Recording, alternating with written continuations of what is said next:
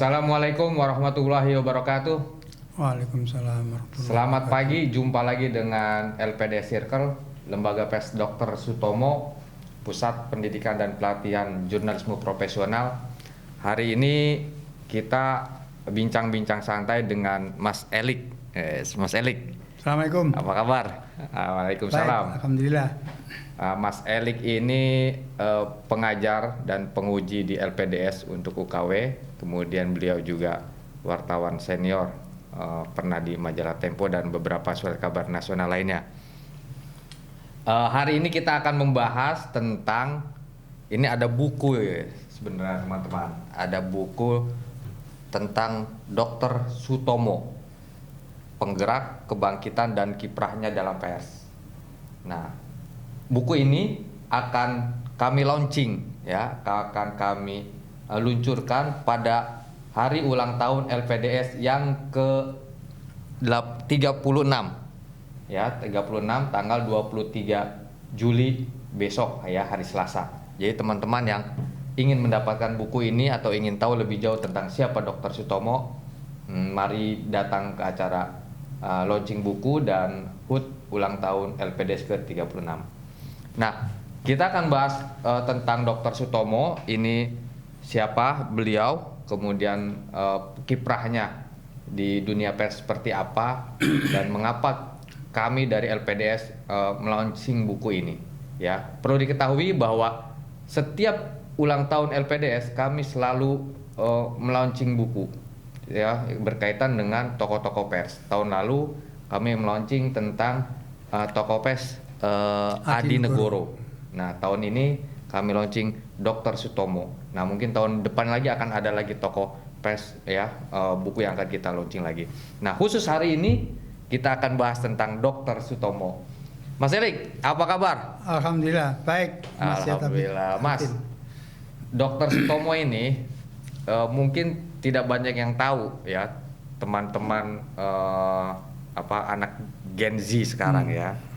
Mungkin kalau milenial masih tahu, tapi yang Gen Z tidak tahu mungkin kalau bacanya kurang-kurang. Nah, bisa dijelaskan Dr. Sutomo itu siapa sebenarnya? Perannya di dunia pers apa? Silakan, Mas. Baik, ya, terima kasih. Bismillahirrahmanirrahim. Assalamualaikum warahmatullahi wabarakatuh. Waalaikumsalam warahmatullahi wabarakatuh. Ya, memang di pahlawan nasional kita ada dua nama yang sama ya. Dari sekian banyak, mungkin lebih dari 100 pahlawan ya. Yeah. Ada dua nama, sama-sama dari Jawa Timur, sama-sama di Surabaya ya, walaupun tempat kelahiran yang berbeda. Tapi dua tokoh ini cukup menjadi perhatian masyarakat sejarah lah, kira-kira begitu ya. Satu Dr. Sutomo yang nanti kita bahas, satunya adalah Bung Tomo, sama Sutomo juga. Namanya sama-sama Sutomo. Mungkin ejaannya yang berbeda ya. Kalau yang Dr. Sutomo Soetomo bin Suwaji bapaknya, sedangkan yang satunya Bung Tomo atau Sutomo. Nah, kalau Dr. Sutomo ini adalah tokoh penggerak kebangkitan nasional yang dimulai dari berdirinya Dr. Budi Utomo tahun 1908. Kemudian kalau Bung Tomo adalah pahlawan kemerdekaan, artinya kiprahnya dalam perjuangan Indonesia itu setelah kemerdekaan yang dikenal dengan 10 November di Surabaya. Nah, dia menggerakkan melawan Inggris, kedatangan Malabi itu loh. Nah, ini adalah Bung Tomo. Nah, kenapa kita menulis Dr. Sutomo? Tidak lepas dari nama lembaga LPDS yang memang mencantumkan sosok yang cukup berkontribusi besar terhadap keberadaan Indonesia gitu ya. Nah, menulis tokoh itu memang ada kompleksitasnya ya. Apalagi tokoh kaliber Sutomo ini pasti buku, penelitian, mungkin juga jurnal, artikel sudah banyak sekali gitu ya. Kami terus terang bukan sejarawan ya. Di tim buku ini tidak ada yang ahli sejarah. Maka dari itu penulisannya, risetnya tidak serumit dengan teori-teori sejarah lah ya. Ya, ini disclaimer dulu ya. Ya, betul. Disclaimer dulu bahwa ini bukan buku sejarah. Bukan sejarah. Ya. Tapi kami menggunakan penulisan buku dengan pendekatan jurnalistik. Ya. Jadi kenapa jurnalistik? Bahasanya ringan juga bahasanya ya. ringan gitu. Gitu kira mukanya Mas. Jadi Dr. Sutomo yang ini harus diingat-ingat dia, berbeda dengan Bung Tomo yang betul pejuang kemerdekaan setelah 45 itu kan. 45. Nah, kalau ini tokoh kebangkitan nasional. Ya. Kebangkitan nasional 1908. Nah, bagaimana kiprah Dr. Sutomo ini dalam dunia pers? Ya. Ya, kenapa ya kita mengambil angle ini ya, sudut pandang tentang kiprahnya di pers. Pertama, karena memang belum banyak ya literasi baik buku, penelitian maupun artikel di media ya yang mengupas tentang kiprah Sutomo di bidang pers ya. Mungkin ada disebut sekilas saja, mungkin dia pernah mendirikan media 1, 2, media apa saja gitu ya. Nah, kami fokus dalam buku ini mengulas tentang kiprahnya di bidang persnya. Sutomo tidak hanya sekedar mendirikan media ya, cukup banyak ya, kalau saya catat mungkin jumlahnya sekitar lebih dari 7 ya, tapi yang kami temukan di sini sekitar 6 atau 7 ya. Ada Suluh Indonesia, Suara Umum, kemudian Timbul, kemudian Tempo. Satu lagi Penyebar Semangat. Nah, Penyebar Semangat ini masih ada sampai sekarang dan eksis gitu ya. Terbit di Surabaya, kantornya di Surabaya, percetakannya di Surabaya, dalam bentuk majalah. Ini didirikan oleh Sutomo tahun 1933. Masih ketiga. Pernah dibredel oleh pemerintah Jepang ya. Karena 33 masih Belanda kali, Mas? Ya, masih Belanda, tapi pernah dibredel di zaman Jepang. Zaman Jepang, berarti 43 ke atas ya? 42. Kemudian terbit lagi sampai sekarang. Nah, ini diantara media yang didirikan dan dikelola oleh Sutomo ya. Dan yang menarik, media-media yang didirikan oleh Sutomo ini menggunakan berbagai bahasa, kan ya. Ada bahasa Melayu, ya. Dulu belum ada bahasa Indonesia ya. Bahasa Melayu ini biasanya segmennya diperuntukkan untuk ya kalangan-kalangan pedagang, antar etnis ya. Dulu sudah ada pembauran di Indonesia sudah ada, sehingga segmen ini cukup besar, makanya dibuat media berbahasa Melayu. Kemudian juga yang berbahasa Jawa. Nah, yang berbahasa Jawa itu selain Penyebar Semangat juga kalau tidak salah surat kabar Timbul ya. Nah, cuman Timbul nggak ada jejaknya. Sama itu untuk pembaca bahasa Jawa juga ya. Bahasa Jawa juga. Dan yang kemudian satu lagi yang bahasa Belanda ya. Tapi itu juga sulit kita temukan. Mungkin arsipnya yang di Belanda barangkali ada. Jadi dia menggunakan beberapa bahasa untuk menyebarkan ide-ide nasionalisme, ide-ide pergerakan nasional supaya masyarakat itu sadar bahwa kita ini tidak dalam kondisi terjajah, kira-kira begitu. Ini kesadaran bahwa bangsa Indonesia dalam kondisi terjajah ini kan tidak lepas dari pendidikan ya, pendidikan pemahaman Bung Tomo, Dr. Sutomo ini dengan kondisi bangsa pada saat itu. Nah, ini dari mana nih Dr. Sutomo ini mendapat informasi untuk misalnya bisa menerbitkan surat kabar? Misalnya apakah selama jadi mahasiswa itu pasti nih namanya mahasiswa dia berlangganan koran atau surat kabar dari media-media luar juga kan? Nah, itu yang menginspirasi dari mana tuh Mas kira-kira? Jadi Dr. Sutomo ini selain dia sekolah dokter ya, dia adalah aktivis. Ya. Dia adalah aktivis. Di samping ikut mendirikan Budi Utomo, dia juga membangun atau mendirikan organisasi mahasiswa. Namanya Indonesia Perkumpulan Indonesia. Perhimpunan Indonesia. Atau Perhimpunan Pelajar Indonesia. Perhimpunan Pelajar Bumi Putra waktu Indonesia karena belum ada ya. Namanya ISC ya singkatannya itu. Nah, dari organisasi yang didirikan, dia selalu disertakan dengan mendirikan media. Ya. Oh, jadi ada pergerakannya, ada medianya. Ada medianya. Oke. Nah, disitulah media itu digunakan sebagai sarana untuk menyebarkan ide-ide, gagasan-gagasan, baik Sutomo maupun teman-temannya di pergerakan. Nah, sehingga cukup efektif media itu dibangun ya, di samping untuk menyampaikan aspirasi, juga digunakan untuk mempengaruhi, menyadarkan masyarakat kita yang saat itu masih dalam belenggu penjajah. Nah, dia mendirikan media tidak hanya di misalkan di kota besar, tapi ketika dia pindah tugas sebagai dokter, kan dulu dokter muter juga diputar rolling, kan ya, di rolling, dimutasi kemana-mana. Nah, Sutomo selalu membawa misi mendirikan organisasi, juga media lokal di sana. Kira-kira seperti itu cara dia membangun media gitu kan ya. Kalau antara profesi dia sebagai dokter dengan hobi, ini kan bisa dibilang hobi mungkin jurnalis ini, menerbitkan surat kabar hobi. Ini besar mana ini kira-kira kalau di timbang-timbang Mas?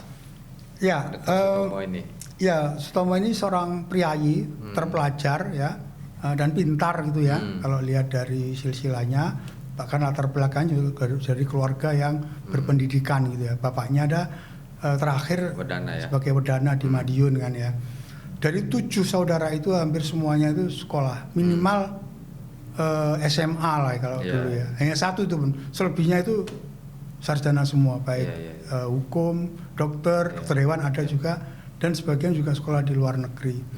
Sehingga dari si ilmu pengetahuan cukup luas ya, cukup luas, dan di zaman itu kita bayangkan ya, tidak banyak mungkin pemuda-pemuda yang bisa berkesempatan untuk belajar seperti Sutomo.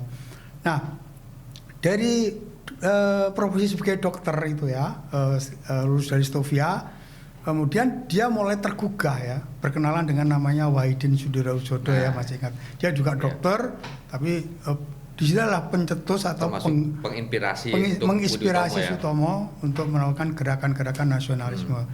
Nah, disitulah Sutomo sebelum dia membuat media, dia juga rajin menulis. Ya, tulisannya sama, dia sebarkan ke media yang berbahasa Melayu, yang berbahasa Belanda, yang berbahasa Jawa. Kan juga banyak media selain punya Sutomo itu ya. Nah, disitulah kemudian dia membangun media sendiri ya. Itu. Nah, kalau kemarin yang di buku-buku Mas Baskoro tentang Adi Negoro ini sering menulis karena pangsa pembacanya adalah orang Jawa, maka dia menggunakan nama Jawa, pada aslinya kan siapa tuh nama Adi Negoro aslinya itu ada orang Sumatera Barat ya. Nah, ini apakah Dr. Sutomo juga begitu ketika dia menulis untuk media di koran kalangan Jawa, dia menggunakan nama Jawa, kemudian kalau menulis di kalangan pengusaha dia menggunakan nama lain gitu misalnya? Tidak, Sutomo ini sama sekali tidak menggunakan nama samaran ya. Dia mengubah nama aja dari Subroto menjadi Sutomo. Itu pun karena waktu itu yang mengubah adalah orang tuanya. Ketika dia usianya belum cukup ya, masuk ke sekolah rendah di Bangil itu ditolak kemudian. Nah, setelah ditolak ganti nama dan umurnya dinaikkan. Kemudian diterima di situ. Itu aja, dari Subroto menjadi Sutomo. Sampai kemudian dia meninggal tidak menggunakan nama-nama samaran dalam artikel-artikelnya ya. Jadi betul nama penanya Sutomo ya. Betul ya. Tema-temanya khas selalu kebangkitan, selalu tentang pergerakan. Macam-macam, juga termasuk spesialisasi dia kan di bidang penyakit kulit kan. Dokter spesialisnya adalah kulit. Dia juga artikel-artikel menyangkut kesehatan ya. Terutama ketika dia bertugas di daerah perkebunan misalkan ya, di daerah Sumatera di sana. Dia diterjunkan di daerah perkebunan untuk mengobati wabah di sana. Dia juga kesempatkan untuk menulis artikel tentang bagaimana mengatasi problem kesehatan di daerah pegunungan. Gitu. Ada nggak Mas strategi atau strateginya lah dia ketika mendirikan media itu, mendirikan surat kabar? Pada saat itu strateginya apakah toh ini untuk perjuangan pergerakan atau ada misi lain di luar ini? Jadi ya dari penelusuran kami, Sutomo dalam membangun media ini tidak muncul semacam ada ruang untuk dia itu memperkaya diri lah. Jadi konglomerat media itu rasanya tidak ya, karena hampir dari semua media yang dia terbitkan itu tidak ada yang dikelola oleh keluarganya, termasuk yang penyebar semangat yang sekarang masih eksis, itu bukan dikelola oleh keluarga Sutomo. Walaupun Sutomo tidak punya anak, tapi adik-adiknya kan banyak ya, tidak ada yang diwariskan oleh mereka. Sehingga media yang dia kelola, yang didirikan itu murni untuk perjuangan, ya. Ketika media itu kemudian nggak terurus, nggak terkelola dengan baik, ya mati begitu saja, gitu kan? Pernah begitu dia, pernah media seperti itu dia? Banyak, termasuk media yang sekarang tinggal penyebar semangat, lebihnya kan mati dengan sendirinya kan? Baik itu di masa Sutomo masih hidup maupun pasca Sutomo setelah meninggal. Sutomo meninggal kan tahun 1938 ya. Sekarang masih ada penyebar semangat dengan bahasa Jawa? Iya. Sekarang ini menyebar semangat dengan bahasa Jawa, terbit mingguan ya. Ini dikelola oleh sama sekali bukan keluarga Sutomo. Diserahkan pada orang lain, yayasan mungkin ya, yang menjadi bagian dari pengelolaan Gedung Nasional Indonesia di Surabaya. Di situ tempatnya Museum Sutomo, Makam Sutomo, juga kantor penyebar semangat, percetakan, dan ada satu sekolahan di sana. Menarik ya, jadi amal jariah dia tuh. Insya Allah ya. Jadi Sutomo itu hebatnya dari sisi peninggalannya bukan sekedar cerita, tapi ada fakta yang bisa kita verifikasi, bisa kita cek ya.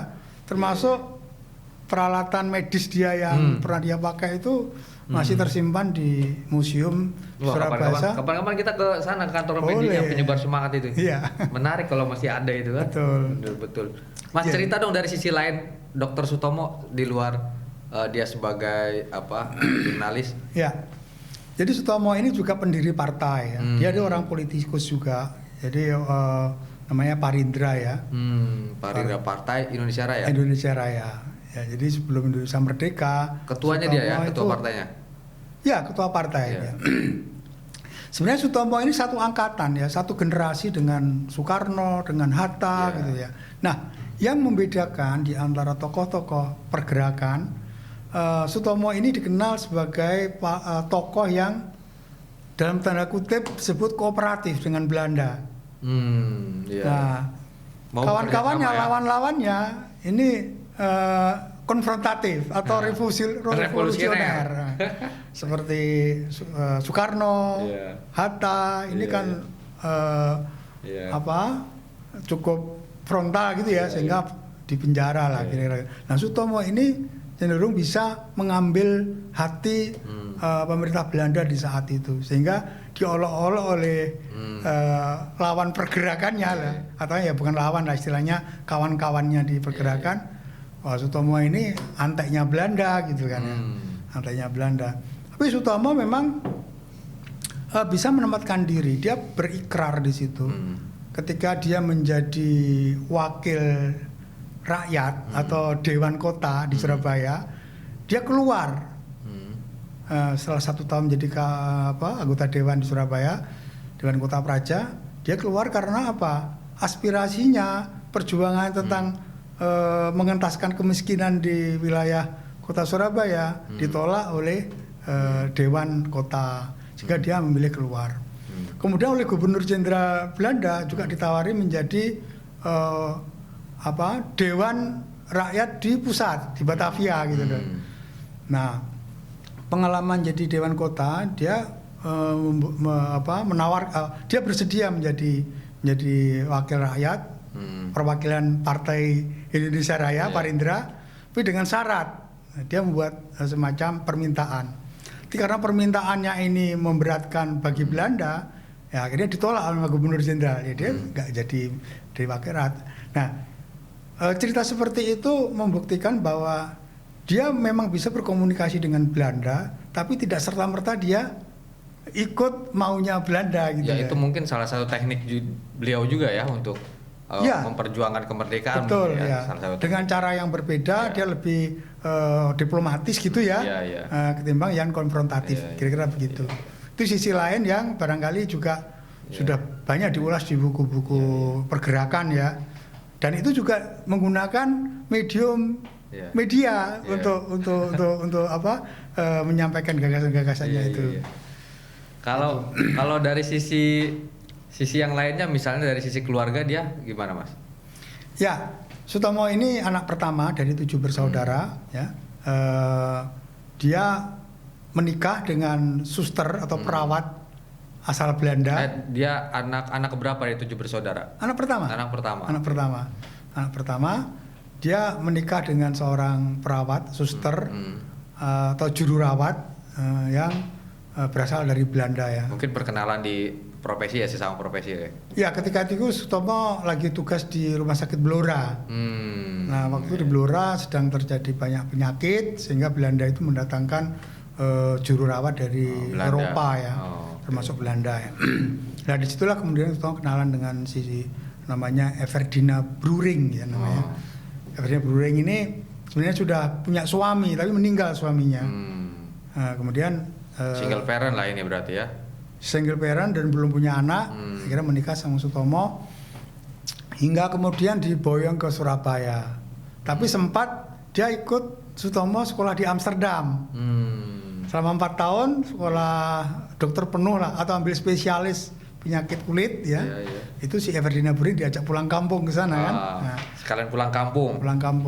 Dari Belanda. Di Belanda Amsterdam dia apa, belajar apa? Masih belajar kedokteran juga? Ya, itu. Lanjutannya. Spesialis dermatologi itu. Di sana 4 tahun sambil membangun tadi perhimpunan mahasiswa-mahasiswa Bumi Putra di Belanda gitu ya. Juga mendirikan media juga di sana. Nah, pulang ke Indonesia dia langsung ditempatkan di Surabaya.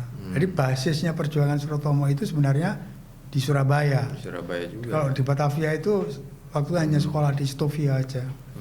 Disitulah kemudian sama istrinya membangun rumah tangga, punya rumah di Celaket. Celaket itu wilayah Malang, Jawa Timur. Karena si istrinya ini tidak tahan dengan udara panas di Surabaya, dia terkena penyakit ya. Akhirnya meninggal pada tahun 1934. Selisih 4 tahun dengan Sutomo sebelum meninggal. Dan ya, anaknya berapa anaknya? Ya, Sutomo ini tidak punya anak. Tidak punya anak, dengan Everdina Bruring itu nggak punya anak, sehingga terus menikah lagi nggak setelah meninggal istrinya itu? Sempat dikabarkan ada pengakuan dari seorang perempuan yang mengaku anak Sutomo, ya ibunya dinikahi oleh Sutomo. Namun itu dibantah oleh keluarga Sutomo, namanya Pak Habimono. Pak Habimono nanti juga datang di acara launching, nanti dia akan bisa menjelaskan soal itu. Karena bukti-bukti pernikahan Sutomo dengan salah satu perempuan itu tidak ada faktanya, tidak ada dokumennya ya, sehingga diputuskan di MA bahwa pengakuan itu dianggap tidak benar ya. Sehingga secara hukum Sutomo dia nyatakan tidak berbukti menikah lagi lah, kira-kira begitu.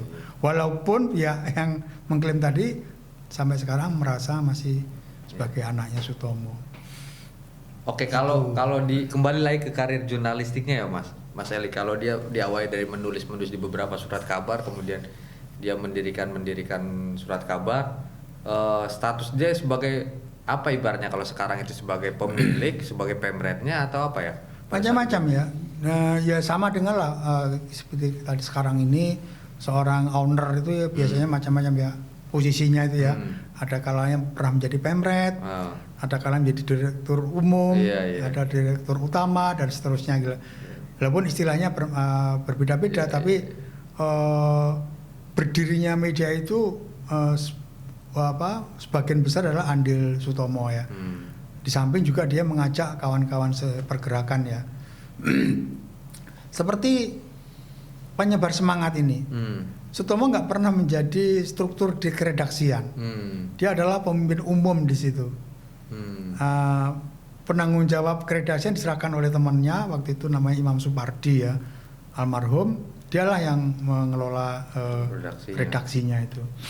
Dan kemudian setelah Sutomo meninggal, dan itu pun dia berwasiat ya bahwa media-media ini diserahkan kepada yayasan, aset-aset rumahnya juga diserahkan kepada negara, kemudian kaitan dengan partai juga diserahkan kepada partai, sehingga dia nggak punya warisan lah istilahnya itu ya. Nah, mungkin supaya lebih akuratnya nanti keluarga Sutomo bisa cerita nanti. Menarik, jarang ini, langka yang kayak begini. Semua dikembalikan ke negara, ke partai gitu kan? Iya, ya.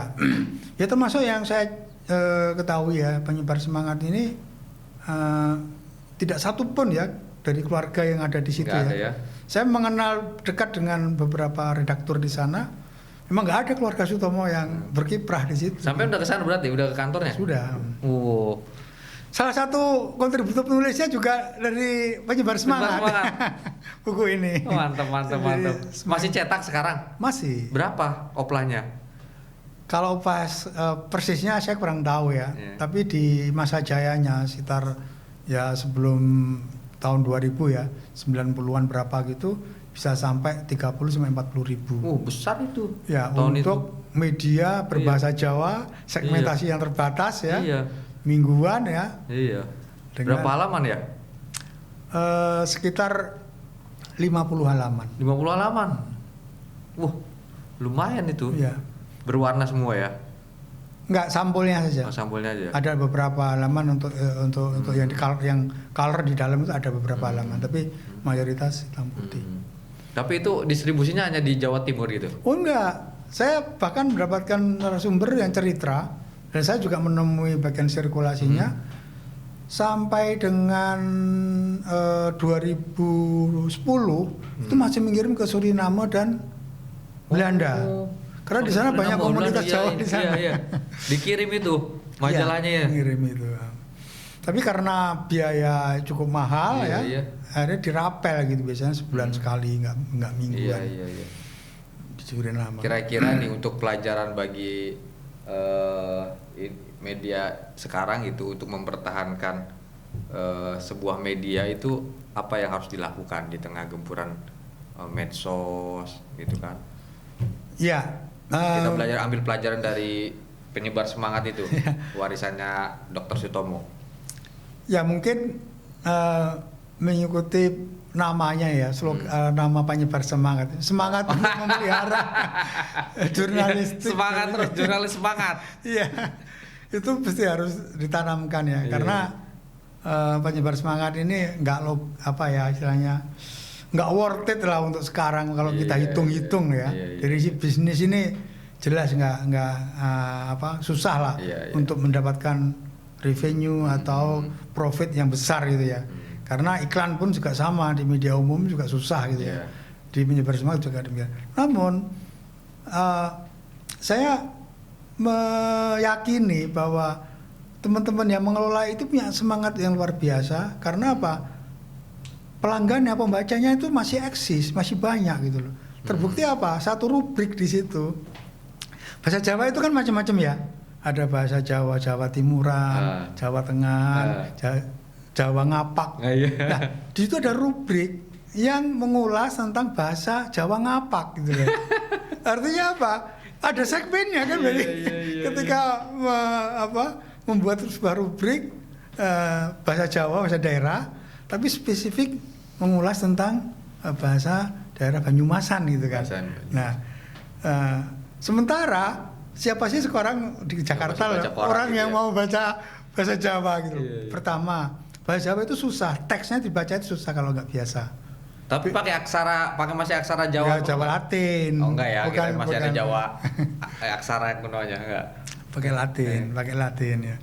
Sekarang di Jawa Timur ya, atau Jawa Tengah ya, yang menggunakan bahasa Jawa itu ya masih ada, tapi seringkali juga bahasa Indonesia lebih dominan itu kan. Artinya bahasa Jawa ini semakin terpinggirkan. Tidak beda dengan bahasa-bahasa daerah lain lah, semakin lama itu semakin kurang dimanfaatkan. Bahkan kandungan lokal di sekolah-sekolah pun sekarang hanya sebagai pelengkap saja, tidak sampai menjadi kajian. Mulok ya. Yang penting ada mulok gitu ya. Yang penting ada gitu lah, kira-kira begitu. Iya. Jadi kuncinya di sini ya kalau sudah ini menjadi panggilan mengelola sebuah media, ya apapun kondisinya ya harus dipertahankan. Ya. Nah, bagaimana teknisnya ya masing-masing yang tahu gitu. Tapi ini penyebar semangat sekarang ada online-nya nggak kira-kira? Saya kemarin ngobrol dengan teman-teman di penyebar semangat lagi disiapkan, yang versi digitalnya lah. Versi digitalnya lagi disiapkan, termasuk juga nanti bagaimana bisa memanfaatkan media sosial. Syukur-syukur nanti bisa bertransformasi ke multimedia, kira-kira gitu. Oke, Mas Elik, ada lagi yang disampaikan? Ya, saya kira buku tokoh ini memang masih perlu ya kita hidup-hidupkan lah gitu. Kalau nggak bisa menghidupkan sosoknya, ya menghidupkan peninggalannya lah. Karya-karyanya lah yang kita hidupkan dengan cara apa? Ya salah satunya kita menerbitkan buku dengan sisi lain, angle berbeda, sudut pandang yang lain, supaya khasanah tentang tokoh tersebut semakin banyak dan diketahui oleh masyarakat. Saya kira itu, Kang Jet. Baik, terima kasih Mas Elik sudah mampir kita kongko di sini. Besok kawan-kawan jangan lupa hari Selasa tanggal 23 Juli hadir di acara ulang tahun LPDS ke-36. Yang ingin mendapatkan bukunya silakan besok beli di sana. Tanggal 23 ya. 23. Besok maksudnya besok tanggal 23 hari Selasa. Selasa ya. Selasa minggu depan. Oke, terima kasih. Semoga ada manfaatnya. Amin. Bincang-bincang kita hari ini tentang Dr. Sutomo. Selamat siang. Assalamualaikum warahmatullahi wabarakatuh. Waalaikumsalam warahmatullahi wabarakatuh.